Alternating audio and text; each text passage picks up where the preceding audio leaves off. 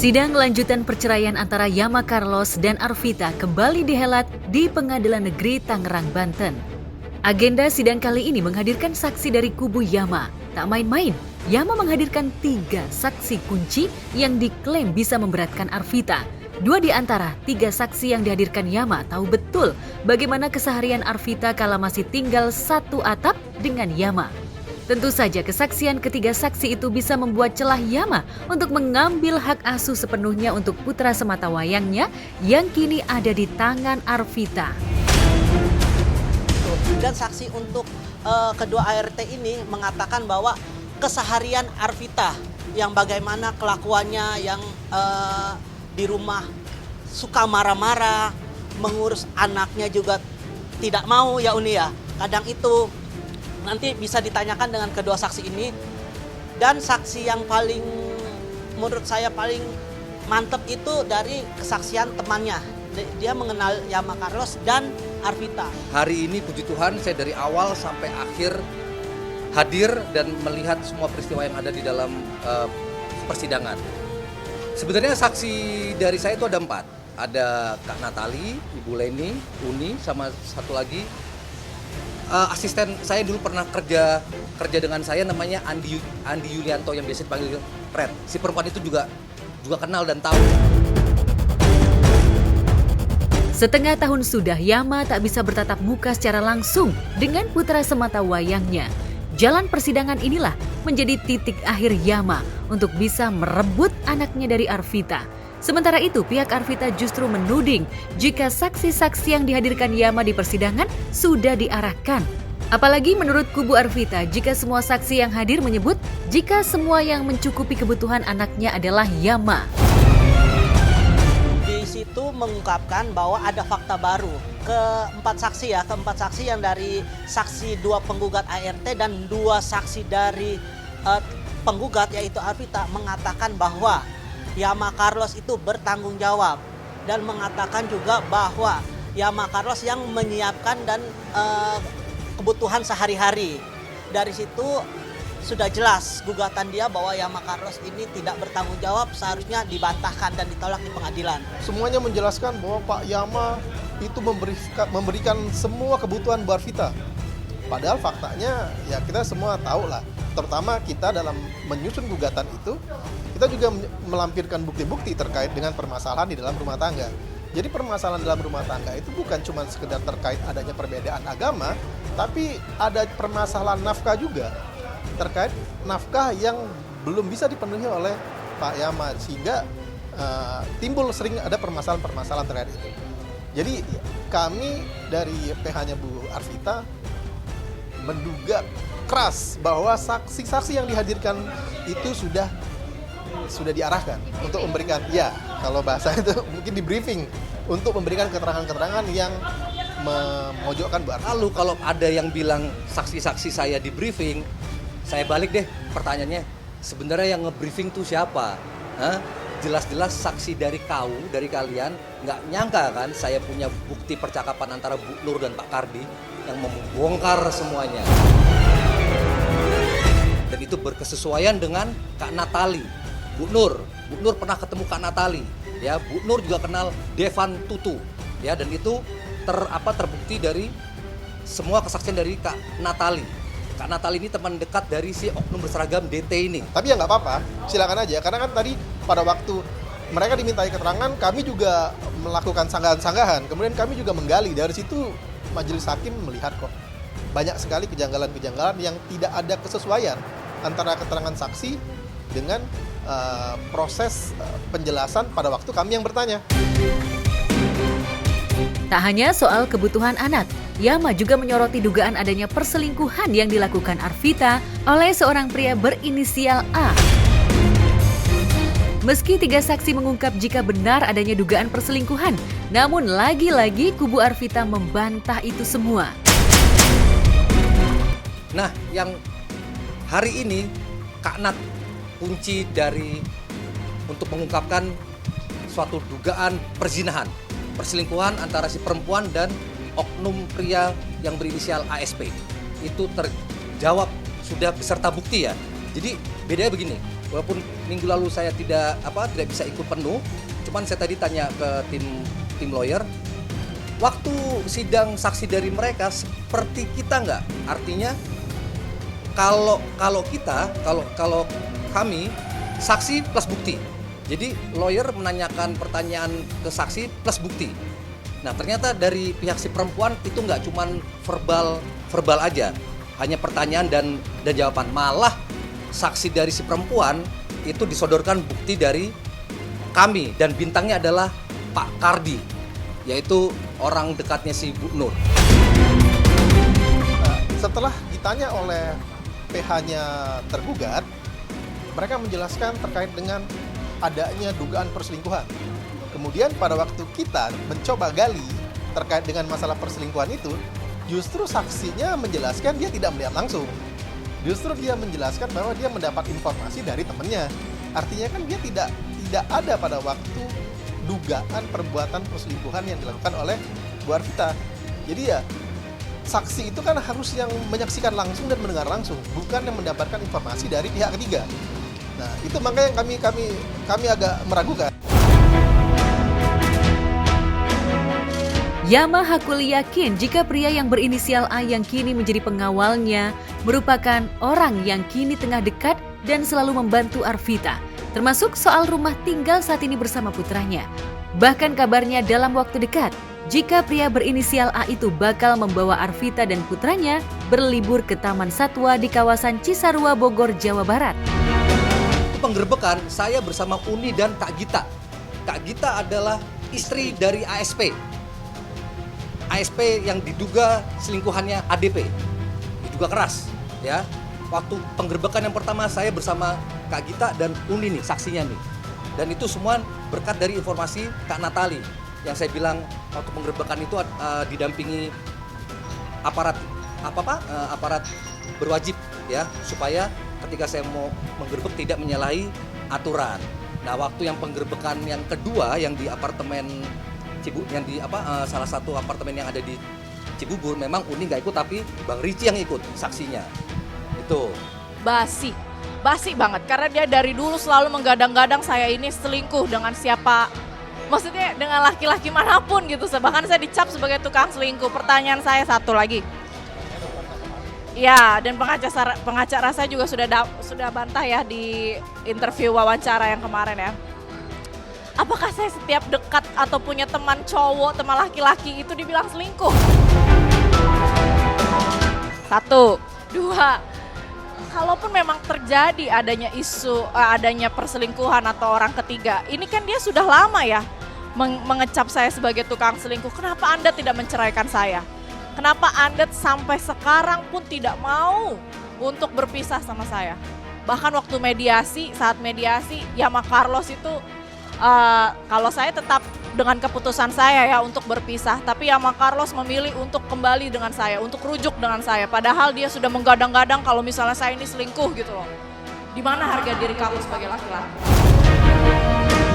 1, udah sering kali saya bilang, kenapa saya mempertahankan rumah tangga ini? Karena demi Marco Carlos atas tindakan yang si perempuan itu lakukan. Ada 2 surat pernyataan dan itu terbukti sama saya. Nggak usah ngelak, ya kan? Ya nggak apa-apa, dia punya hak bantah kan. Lalu ya harusnya kalau mau berbicara harga diri, ya tanyakan ke harga dirimu. Nah sekarang yang udah di depan mata nih, di mana harga diri kan? Yang pasti Bu Arvita itu emang temannya banyak. Kan Bu Arvita itu termasuk orang yang gampang berteman sama siapapun. Dan memang yang jadi permasalahan, siapapun yang menjadi temannya Bu Arvita itu dianggap berselingkuh sama pihaknya Pak Yama. Bahkan salah satunya yang dijadikan bukti itu foto pengawalnya. Dilaporkan juga bahwa dia berselingkuh sama pengawalnya. Jadi ya untungnya kita semua ini ada dalam kuasa. Mungkin kalau nggak ada, kita juga dilaporkan bahwa kita bagian dari teman perselingkuhannya Bu Arvita.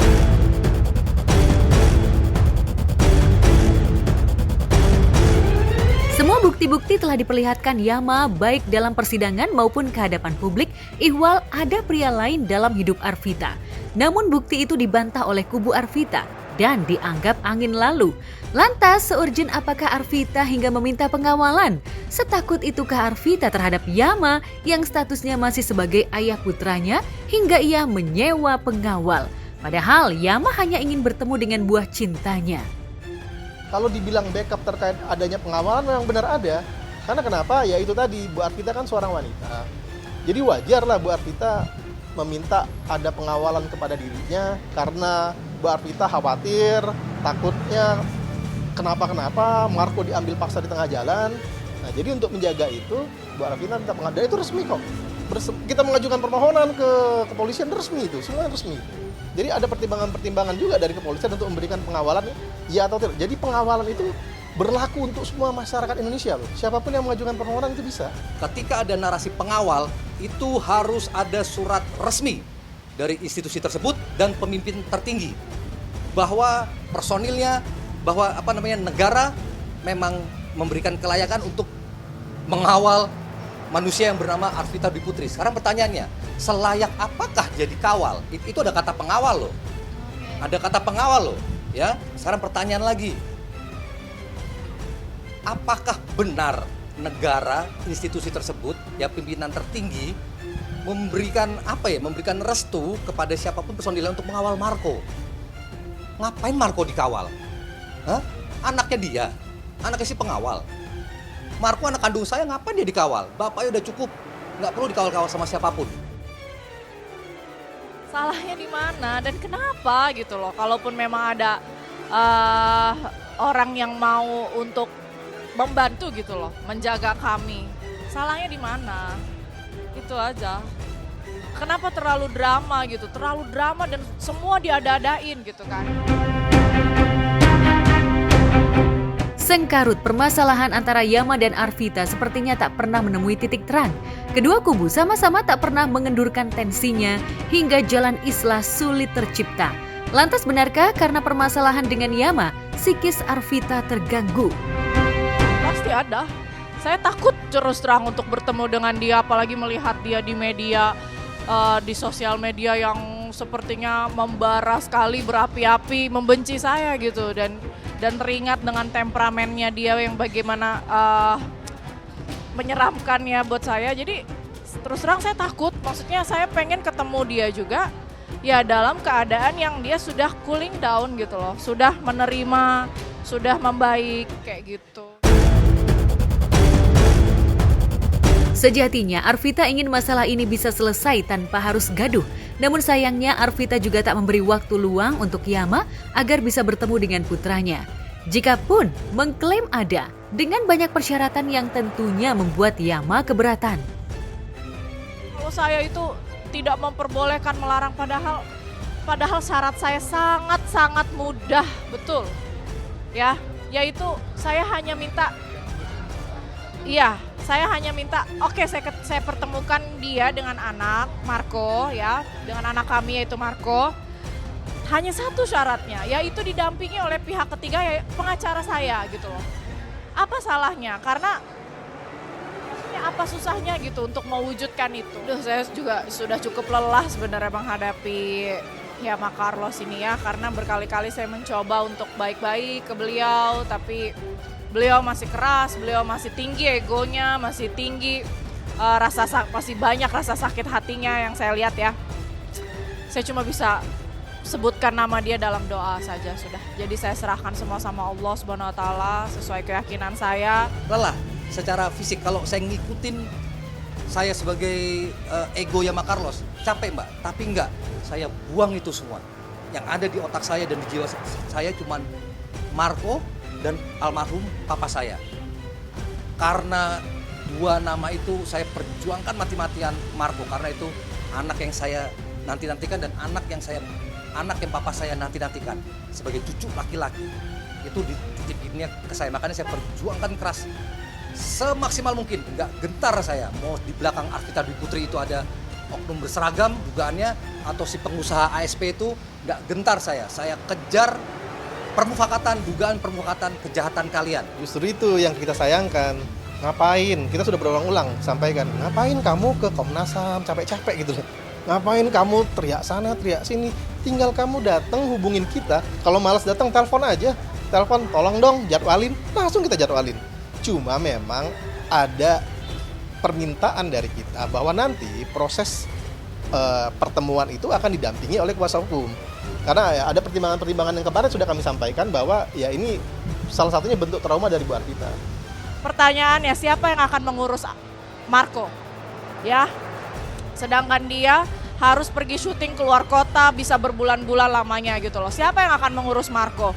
Bagaimana nanti kalau dia ada di bawah, ada di hak asuh anak, ada di bawah hak asuhnya di tangan Yama Carlos, iya, yang bukan di tangan saya.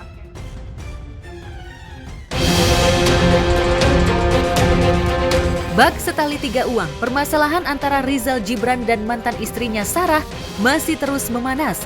Sama-sama saling lapor ke pihak berwajib. Sarah melaporkan Rizal dengan tuduhan kekerasan dalam rumah tangga dan penyimpangan seksual. Sedangkan Rizal melaporkan Sarah atas dugaan pencemaran nama baik lantaran semua yang dituduhkan Sarah sama sekali tak berdasar, bahkan tak pernah ada buktinya. Lantas, apa duduk permasalahan sebenarnya hingga Sarah bisa melaporkan Rizal ke pihak berwajib? Itu kalau masih ngomel tuh sayang, kalau marah saya diem, kalau saya kecewa saya pergi. Saya tuh kalau berdebat dengan beliau gitu kan, maksudnya ada perselisihan gitu, saya banyakkan diem dan saya menghindar. Saya menghindar ke kamar sebelah, ke studio gitu kan. Tapi beliau selalu hantam terus, dikejar terus.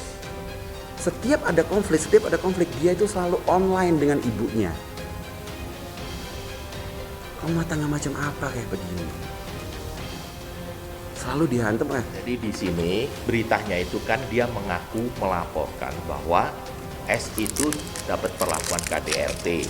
Sedangkan bahwa di sini itu adalah jatuh terpleset. Ini surat keterangan dari dokter pendidik. Dan sebenarnya juga kalau pendalaman seperti ini, mohon maaf sekali lagi ya, ini kan sensitif ya. Ini harus ada ahli, dokter apa segala macam untuk membedahi ini semuanya gitu kan. Dan saya juga masih pegang nih obatnya nih, saya diobatin sama dokter. Dan ada juga obatnya si saudari S juga masih ada.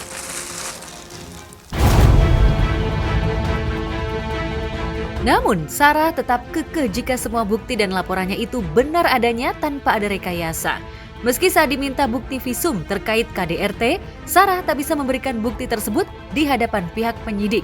Karena dirasa laporan Sarah lemah itulah, akhirnya Rizal melaporkan balik Sarah ke pihak berwajib. Benar dong, saya kan udah bilang tadi, saya kalau semua berkonflik itu menghindar. Pak, saya karate dan dua, Pak. Saya cuman untuk di lokasi syuting pun juga itu hasil reaksi. Istri itu saya lihatnya adalah ibu saya. Bukan perlu dilindungi. Saya perlu dilindungi, harus saya sayangi gitu. Tapi dalam hal ini kenapa saya ceraikan? Karena posisi saya itu sudah terancam ya. Karena ada banyak faktor lah. Jadi masa lalunya ini tadi secara intinya, dan saya tidak perlu ceritakan detailnya walaupun saya tahu detailnya. Jadi dia ini di masa lalunya dengan pernikahan dengan inisial W ini mendapatkan perlakuan KDRT, kekerasan seksual, dan penyimpangan seksual. Saya nggak tahu ya. Jadi pada saat saya menikah sama dia ini ada nggak tahu gimana kok. Wallahualam ya. Ini wallahualam ya. Saya cuma merasa gitu kan. Mungkin dia punya traumanya. Jadi kayak bayang-bayangnya dia saya ini kayak mantannya bagaimana. Jadi apa-apa ditabrak lah. Saya tipikal orang kalau terjadi konflik saya menghindar, Pak. Iya. Saya menghindar. Lantas, apa sebenarnya yang membuat Sarah begitu ngotot untuk memenjarakan Rizal? Benarkah selama menjalin bahtera bersama, Rizal sama sekali tak pernah memberi nafkah lahir maupun batin? Bahkan kabarnya, Rizal hanya sanggup memberikan daging 1 kilogram dalam sebulan untuk lauk Sarah. Dan benarkah selain soal nafkah lahir maupun batin, Rizal juga dianggap telah bermain api dengan wanita lain hingga membuat Sarah jengah? Membahagiakan dan untuk ini pernikahan saya yang pertama kali. Banyak beberapa yang saya kasih secara pribadi, tapi saya untungnya juga apa? Saya banyak butuh transfer kepada beliau ini. Kasih lihat satu persatu gitu. Begini nih. Udah banyak banget deh, tebel nih pokoknya. Tunjukkan gini satu balik gitu. Supaya kelihatan lebih jelas gitu. Ya, pokoknya kurang lebih lah, ini tebal banget ya. Saya berusaha untuk menjaga, menutup ini semuanya. Allah aja menutup aib kita. saya masih pegang apa yang dikatakan nabi kita agar aib ditutup gitu kan. Tapi akhirnya yang berkembang apa? Saya sabar gitu loh. Berkembang begini terus, coba tadi saya bilang kalau buka di Google, isinya itu counter saya tuh, dan pada saat saya mengcounter secara normatif.